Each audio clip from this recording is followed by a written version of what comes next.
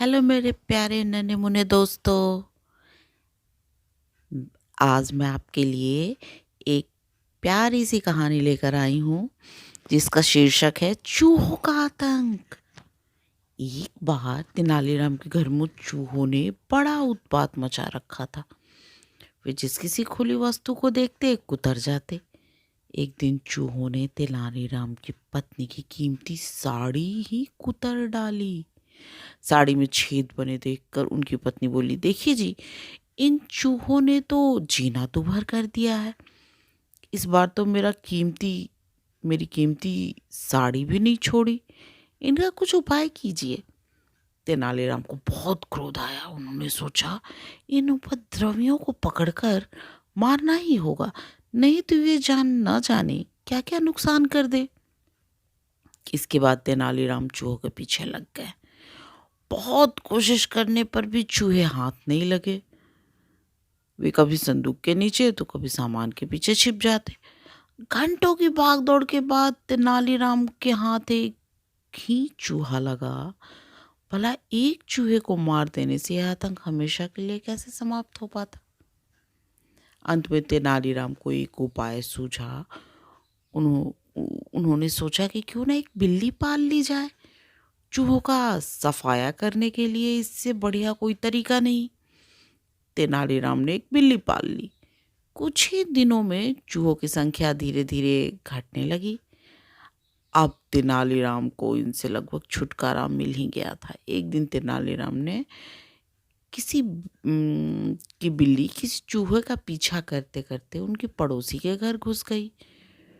चूहा तो बिल्ली को चकमा देकर भाग गया, लेकिन बिल्ली ने पड़ोसी के पालतू तोते को ही झपट लिया।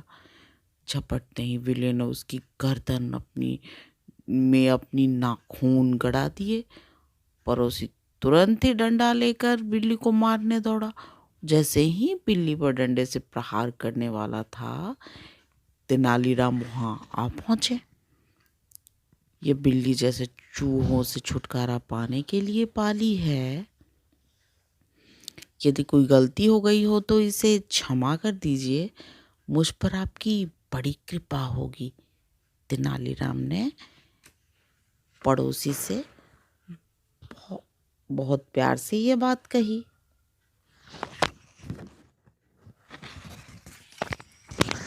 लेकिन पड़ोसी जिद्दी था, वो नहीं माना। उसने बिल्ली के सिर पर डंडे से प्रहार कर उसे मार डाला। तेनालीराम को बहुत गुस्सा आया, लेकिन उन्होंने अपने गुस्से को पर काबू कर लिया। दिन बीतते गए। एक दिन पड़ोसी को किसी ने एक सुंदर संदूक उपहार में दिया। संदूक को देखकर लगता था कि उसमें कोई बहुमूल्य वस्तु रखी होगी। ये सोचकर अन्य लोग उपहार देख न लें, पड़ोसी संदूक को सबसे भीतरी कक्ष में ले गया। वहां पर वह और उनकी पत्नी उत्साह से संदूक को खोलने लगे। उन्होंने जैसे ही संदूक खोला, उसमें से चूहों की एक बड़ी सेना उछलकर बाहर निकल आई। निराश पड़ोसी और उनकी पत्नी चूहों को मारने के लिए दौड़े, परंतु नाकामयाब रहे।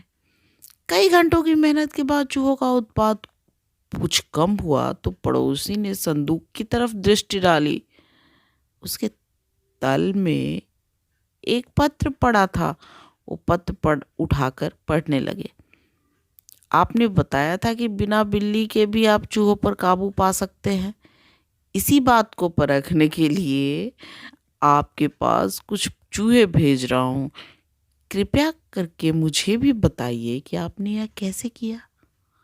आपका शुभाकांक्षी तेनालीराम। देखा बच्चों, बिल्ली के क्रोध का बदला तेनालीराम ने कैसे पड़ोसी के घर ढेर सारे चूहे भेज कर दिए। तो अब आप आराम से सो जाइए। गुड नाइट मेरे नन्हे दोस्तों। Good night.